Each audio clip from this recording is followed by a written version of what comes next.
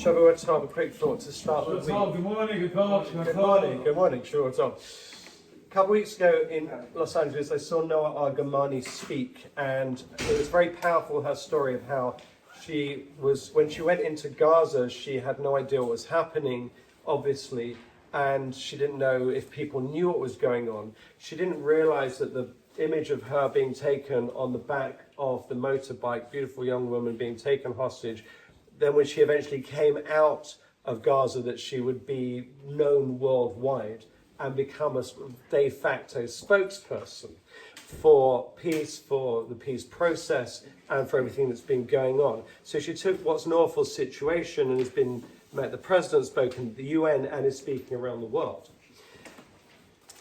There's an interesting comment in this week's Parsha from the Ishbitzer Rebbe, whose Yortzeit we are commemorating.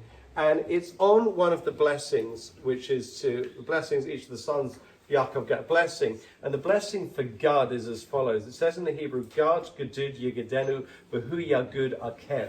I'm sure people are going to have a better translation, but the translation that's given is that with God, there are troops coming in. A troop is going to troop forth from God, and then he's going to be trooping back on his heels. Basically, people are coming after him, and he's going to be going after other people. If anyone has any inflow corrections, please feel free.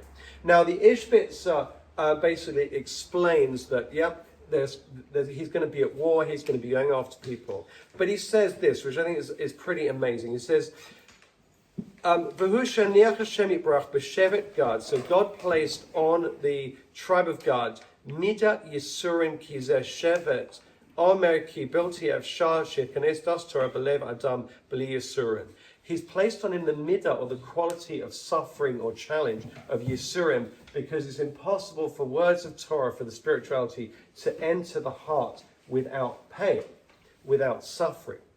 And then he goes on to say, well, okay, here God took on this suffering because he wanted to move the mission forward, but he was also blessed with many friends. And as a result of those friends, the friends took away the pain.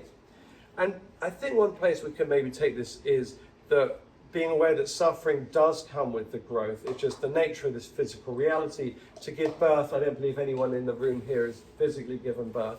But assuming everyone identifies as presented, but nevertheless, it's obviously going to come with pain. Any process of expansion, growing pains are going to come with pain. But nevertheless, one way of accepting this pain is seeing it, the higher good within it, seeing that the suffering is the path to something greater. And one way of offsetting it, just like God, is to surround ourselves with friends at all time. And when we see other people who are in that suffering, to be a friend to them. So hopefully it'll be a week of joy, a week of friendship, and a week of growth without too much pain, and hopefully more joy.